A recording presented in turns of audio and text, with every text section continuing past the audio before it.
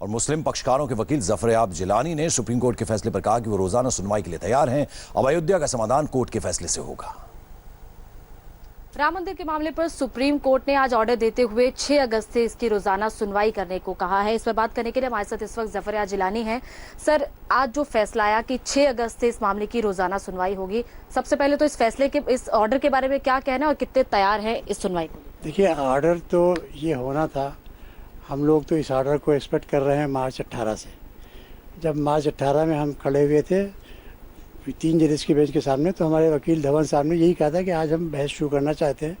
तो जजेस ने कहा कि नहीं, पहले उस पॉइंट पर बहस होगी जो इस्माइल फारूकी केस में एक ऑब्जर्वेशन पैरा 82 का है, उस पर बहस होगी।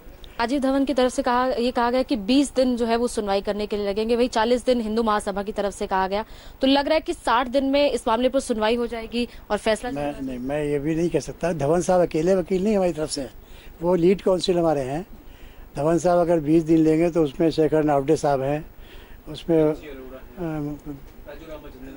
राजू रामचंद्रन है और अरोड़ा, मीनाक्षी अरोड़ा है, और कुछ अगर उन लोगों की तरफ से बचेगा तो हम खुद हैं, हमारे यूसुफ मुशाला साहब हैं। तो इस तरीके से अलग अलग लोग भी टाइम लेंगे। क्वेश्चन ये है कि टाइम कोर्ट को पूरा केस समझाने के लिए चाहिए।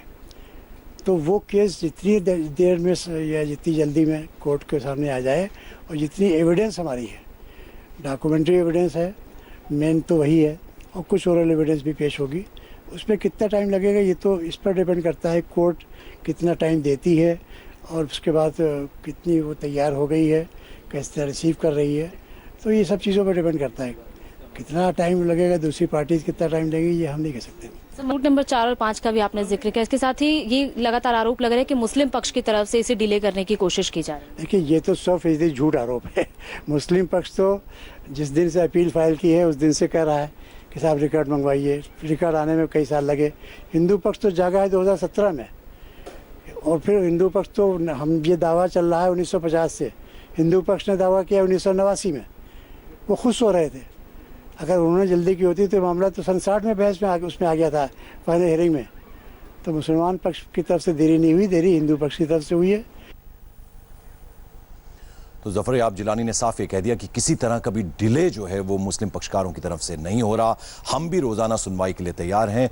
और हालांकि ये साफ किया कि सुनवाई में अब कितना वक्त लगेगा, क्योंकि नियमित सुनवाई 6 अगस्त से अब से 4 दिन बाद होगी, उसके बारे में नहीं कहा जा सकता। और डिले जो है किसी भी तरह का मुस्लिम पक्षकारों की तरफ से नहीं हुआ है। हमारे दो सहयोगी इस वक्त हमारे साथ जुड़ रहे हैं, भास्कर मिश्रा और साथ ही साथ देवेंद्र पराशर। भास्कर, आज सुप्रीम कोर्ट ने साफ फैसला सुना दिया कि अब 6 अगस्त से यानी 4 दिन बाद नियमित सुनवाई होगी, और मीडिएशन की जो तमाम कोशिशें हैं उनका कोई नतीजा नहीं निकल पाया। देखिए, सालों से जो मामला चल रहा है इस देश में, जो कि देश की राजनीति को प्रभावित करता है, यहाँ के जो सामाजिक ताना बाना को है उसको प्रभावित करता है, उसमें उसका पटाक्षेप होने वाला है जल्द ही। ये आज तय हो गया। लास्ट कोशिश की गई थी सुप्रीम कोर्ट के द्वारा कि मध्यस्थता की जाए, और अगर बातचीत से कोई रास्ता निकल आता है तो वो सबसे अच्छा होगा, और वो भी किसी अंजाम पे नहीं पहुंचा। आखिरकार जो रिपोर्ट कल सौंपी गई थी सुप्रीम कोर्ट में, उससे ये जाहिर हुआ कि मध्यस्थता अब किसी भी कोशिश पे या किसी भी अंजाम तक नहीं पहुंच रहा है। आखिरकार अब 6 अगस्त से डे टू डे सुनवाई होगी, लेकिन इसके बावजूद भी सफर अभी लंबा है। बिल्कुल, तो सफर अभी लंबा है। 6 अगस्त से नियमित सुनवाई होगी और अब से ठीक 4 दिन बाद ये होगा। देवेंद्र पराशर भी हमारे साथ हैं, उनसे हम जानकारी लेंगे। एक छोटा सा ब्रेक यहां ले रहे हैं, फौरन वापस इसी बड़ी खबर पर। तो बड़ी खबर, राम मंदिर मामले में 6 अगस्त से सुप्रीम कोर्ट में नियमित सुनवाई होगी। मध्यस्थता से कोई समाधान, कोई सॉल्यूशन नहीं निकल पाया। देवेंद्र पराशर हमारे साथ है। देवेंद्र, सरकार की तरफ से कोई प्रतिक्रिया मिल पाई?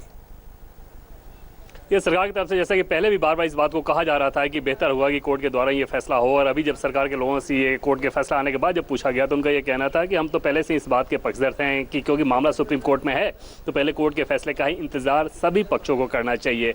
और जब इस बाबत इंडिया टीवी ने खंगालने की कोशिश की कि क्या इसका मतलब ये हुआ कि कोर्ट जो भी फैसला करे उसके बाद उसमें संसद के दखल देने की कोई गुंजाइश नहीं बचेगी, तो इस सवाल को सीधे सीधे उठाल गए, बोले कि इसमें अटकलबाजी की कोई गुंजाइश नहीं, सीधे पहले सुप्रीम कोर्ट के फैसले का इंतजार करना चाहिए। और पिछले 1 सालों में आप देखें तो जब बीजेपी के ऊपर या केंद्र सरकार के ऊपर बहुत ज्यादा दबाव बनाया जा रहा था, पीएम से भी जो साधु संत मिल रहे थे वो इस बात को कह रहे थे कि संसद को ये रास्ता तय करना चाहिए, तब भी सरकार की तरफ से मना किया जा रहा था। और आज जब सुप्रीम कोर्ट का फैसला आ गया है, निश्चित तौर पर सरकार इसका स्वागत कर रही है। और वैसे आपको बता दें कि संत समाज में भी बेहद खुशी है, क्योंकि उन्हें अब लगता है कि सुप्रीम कोर्ट में चूंकि ये फैसला सुना दिया है तो अब जल्द से जल्द भव्य मंदिर का निर्माण हो पाएगा। भास्कर मिश्रा, देवेंद्र पराशर हमारे साथ बने रहिए। एक छोटा सा ब्रेक, फौरन हाजिर होते हैं।